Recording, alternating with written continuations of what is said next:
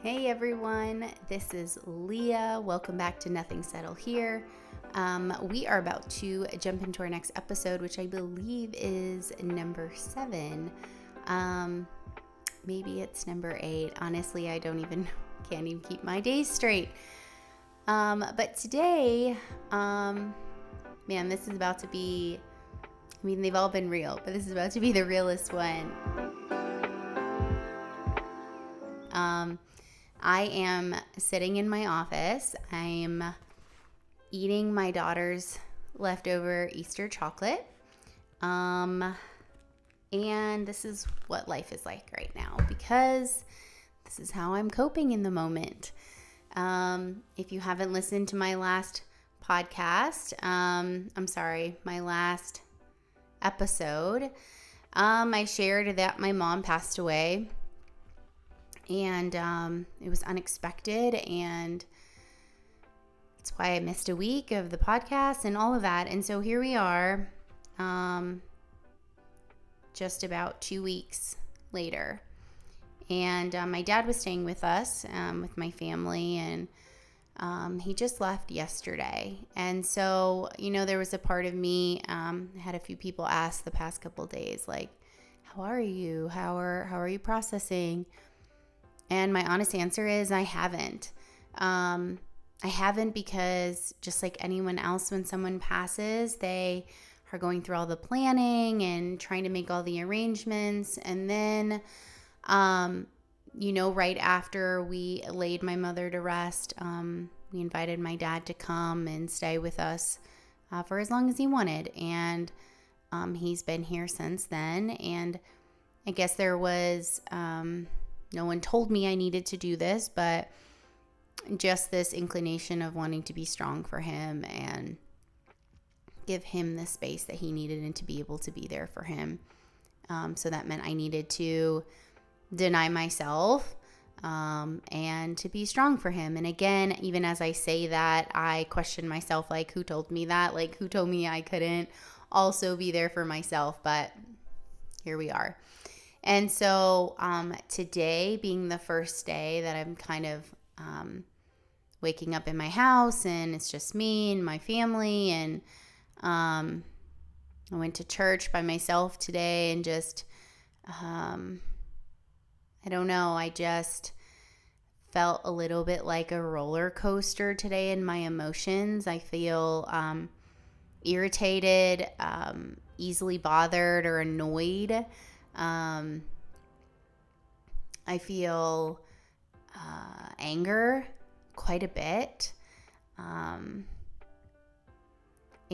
my first mechanism was to eat some dang chocolate in solitude. And that's just the reality of it, and that's okay. So, and then I thought, wow, it's Sunday, and I need to share what's going on for tomorrow, because we always launch on Monday mornings. And, I've even had the thought, like, maybe I should pre-record ahead of time just in case something happens. But, I just feel like I lose a part of the authenticity of, like, what's actually happening and what I committed to do during this process of, like, being real and honest with wherever I'm at, and when I'm reading journals, like, my honest reflection in that moment. And so anyways, this is it. Like, this is what you get. So you don't have to listen, but if you are, then this is it right here. So I was thinking yesterday, my husband graciously said, hey, like, I guess he must know that food brings me comfort.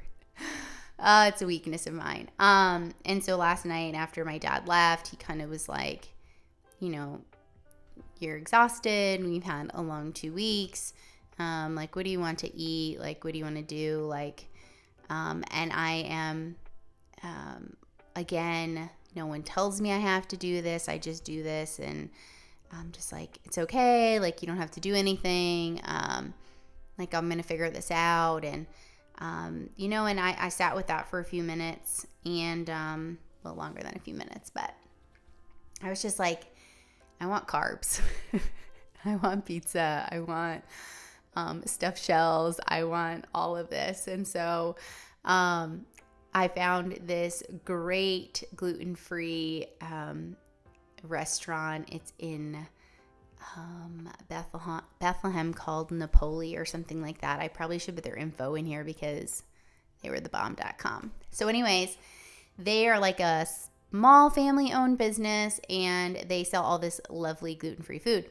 So we took out the Visa credit card. And because, sometimes you just got to live unbudgeted. And so that's what we did because that's what I needed in the moment. This is not a financial podcast, okay? So this is not like, I'm not advertising that you should live on a credit card, but we did last night. Anyways, this is what we ordered, you guys. Pizza, stuffed shells, mozzarella sticks, a cannoli, fried dough, 2 kinds of fried dough. What else did we get? Oh, what is that called? A stromboli. And a salad. And I did get a water, so that should count for something, right? So anyways, we ate just about all of it, and it was just my husband and I and our daughter. Our son was out at theater, and we did save him a little bit of pizza. But other than that, we threw it down. And I enjoyed every second of it until I got home and felt sick to my stomach. But in the moment, sometimes you just got to do what you got to do. So that's what I did yesterday. Now today I find myself wanting every sweet in sight. And I'm just trying to be graceful with myself, right? I don't want to cope this way. But you know what? In the moment, if I'm going to indulge for a little bit, then so be it. Again, this is not a health podcast either. So here we are. Anyways, I'm rambling. Fast forward. On the way home last night, I was talking with my husband, and I started to share with him, about this anger that I've been feeling. And I know in the grief cycle, anger is there, and I'm aware of that. And but statistically, it usually is the depression part that's the hardest to pull yourself out of, or the longest period. And I know everybody is different, but I am pretty confident that this anger is going to be the thing that's going to be the hardest for me to navigate. One, because I tend to be a little bit of a violent person. Before I was saved, I could get really aggressive at times and would actually want to fight somebody. Full disclosure, I am not a violent person necessarily per se. But I could have tendencies of that. I can feel when I get, when I feel violated, or someone's dishonest with me, I can get really heated inside. Anyways, okay, so I'll just tell you this part. So when someone really takes me off, it's gonna sound so bad. So I know that it's not appropriate to put your hands on someone, right? I can't just fist fight everybody. And so we have to find other ways to deal with our anger. And all right, this is probably sounding so bad. Anyways, in my mind, if someone really, it's bad, right? They've disrespected me. Maybe someone's cussing or been super disloyal and all of those things. Anyway, when you hit your breaking point, right? Because we all have a breaking point. I will envision in my head slamming them against the wall.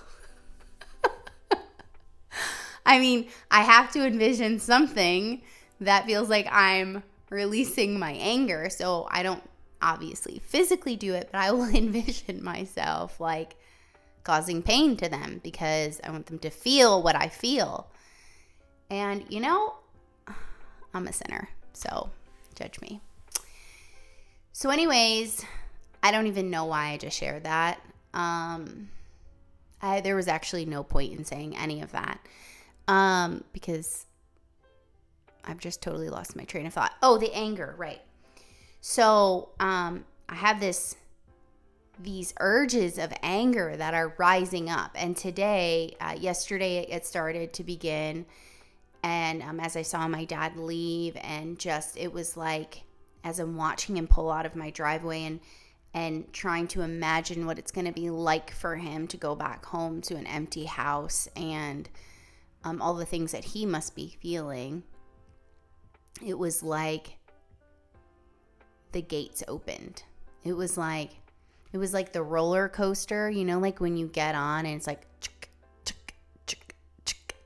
like that, like you're getting on and like every sound, you're getting higher and higher, and then once you hit, like you hear the brakes like they like click, and you're about to go down.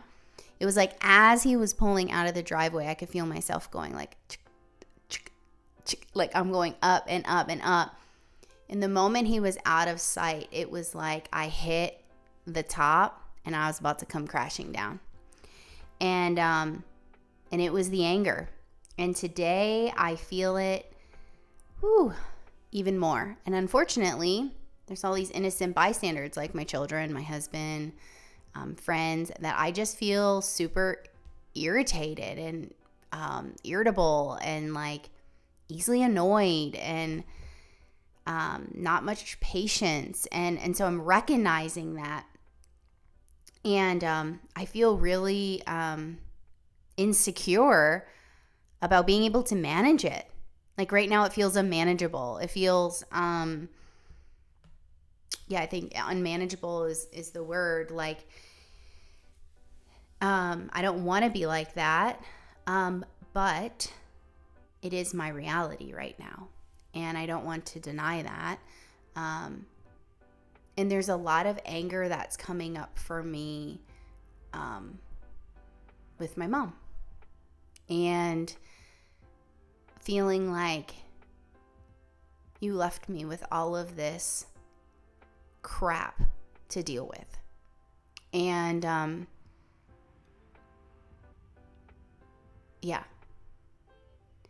all of this crap to navigate. And it's confusing at times for me. And I'm not confident in myself yet that I will be able to manage that part well. And so I understand that there's a level of grace I need to extend myself, and I'm thankful that I'm a very self-aware person and being able to recognize like what's happening and where I'm at. I'm thankful for the support system and knowing who I can reach out to and share those things with. But if I'm honest with myself, it scares me a little bit. It scares me that this fury is rising up in the anger of I felt abandoned then and now I feel abandoned now. And that abandonment is real. It is so real and undeniable for me. And very much like a roller coaster that you've never been on. It's like when you watch everyone else on the roller coaster, you're like, oh my gosh, that's crazy. They're going upside down. Oh my gosh, now they're going, backwards.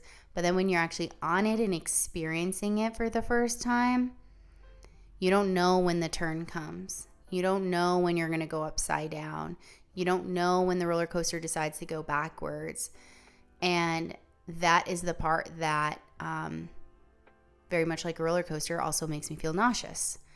And that anger is nauseating to me, that this is how I'm responding, maybe, and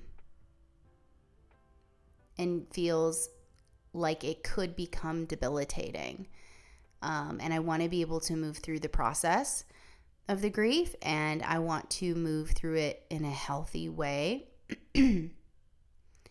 But But I imagine just like anyone else, it's like, I'm like, all right, like, let's get through this. Like, let's get through this. I don't want to be stuck anywhere. I don't want to, this to take any longer than it needs to. But I guess there is no timestamp on this, right? So, anyway, fast forward. So I was thinking between yesterday and today, like, obviously when you lose someone, you begin to look at life differently, right? Like your perspective begins to change on things. And I just thought of like, you know, what did my mom what did she leave me with? And, you know, my mom left me with a lot of things to have to deal with now and navigate through, as I was saying. And I began to think like, what am I leaving my kids with? Like one day they will stand and they're going to say like what they remember me by. And man, that thought alone really hit me to the core, because see, as parents, we are giving our children something, aren't we? And I'm not talking about money. I'm not talking about the jewelry that your grandma left you, or the ring, the bonds or the stocks or the house or the summer house. Like, yeah, it's great. Those things are fun and whatever, but those things don't last. The things that last are the memories, the support, the love, the patience, or it could be the lack thereof, the lack of patience, the lack of their presence in your life. And I began to process like, what am I leaving my children with? Because see, we leave things for them and they have to pick it up, right? Like, I have to pick up all this stuff. I'm carrying all these things that my mom left me. And the things that she left me are heavy. They are burdensome. And they have so much weight to them. And now I'm carrying these things, and I need to begin to unpack them, right? And as I unpack them, like luggage that has been stuffed away that we forgot, begins to smell. And some of this stuff stinks. And it's like, I don't want to unpack it. I want to keep it tucked there, but it's so heavy that I can't bear to carry it. And so I need to go through this process, right? And so it's like I immediately began to feel convicted of, what do I lay on my kids? What are they picking up from me? What is it that I'm leaving them with? Because I want my kids to say, my mom was supportive. She loved me so well. She was present in my life. She was there for me. She was encouraging, and that she loved God, that she always believed in us. So those are the things that I want my kids to carry, right? Because those things they will carry with them. I don't want my kids to carry my impatience, my quickness, or to remember me as a mom who was easily annoyed or irritable, or I don't know. I think like as parents, we have to be so aware of what are we putting on our kids, because what we put on them, they have to carry. And what is the weight to the things that they're carrying? And again, I know that I can be really hard on myself and have a lot of mom guilt and all of those things. And while at the same time, this is a great time for me to reflect on what's just happened, and then how I internalize that to being a mom myself. And it doesn't mean that I'm going to be perfect and knock it out of the park all the time.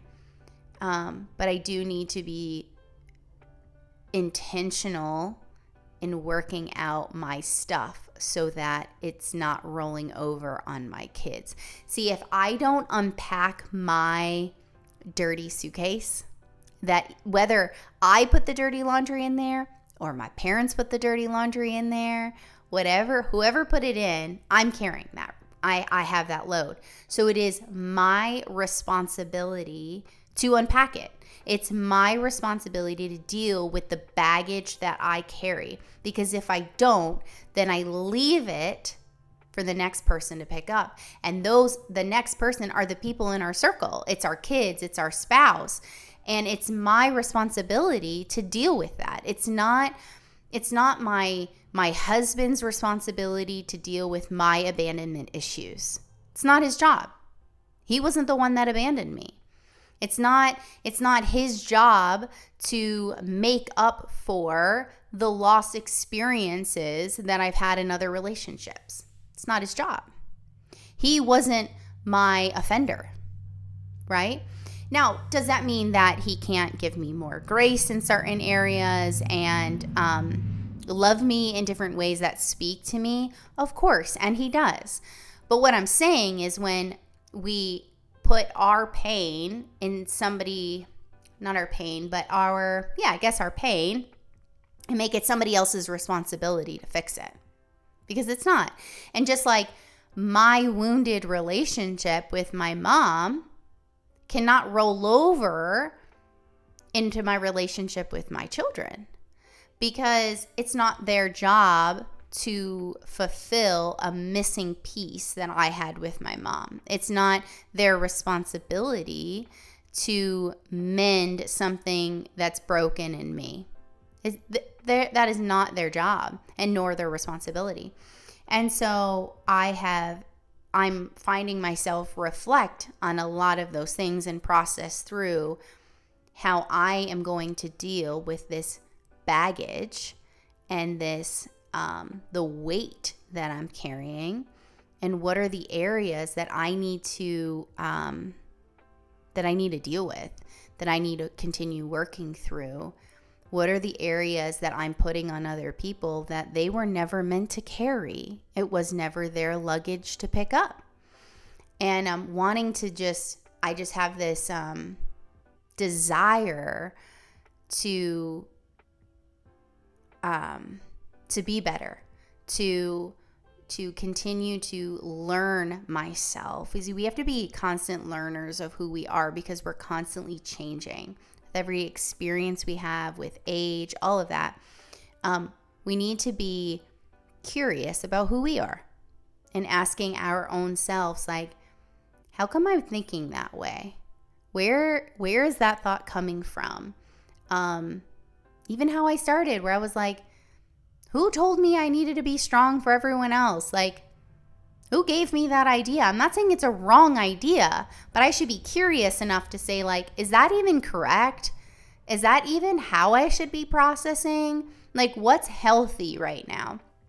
Because, see, we have so many thoughts in one day that we need to, like, pause and begin to think, like, who told me that? Is that even true?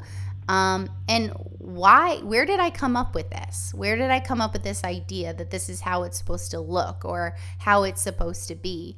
And so I just am reflecting and challenging myself to stay curious and to be okay that it's okay to not be okay, right? It's okay to not be okay. So,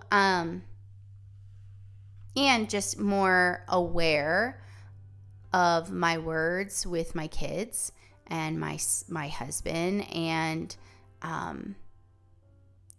what responsibilities that maybe I have passed off to others to fix or manage for me, because it's not their job.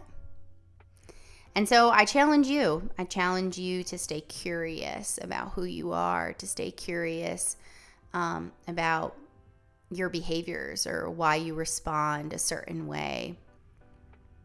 And in the meantime, while I stay curious, I will eat chocolate when I want to have some chocolate. I will eat some carbs when I want to eat some carbs. I'll cry when I want to cry. Maybe I'll scream or whatever it is, I'm going to allow myself the space to do what I need to do while I challenge myself not to stay there. I hope that makes sense. It's okay to do what you need to do, but don't get stuck somewhere, right? So anyways, until next time, friends, I'll see you then.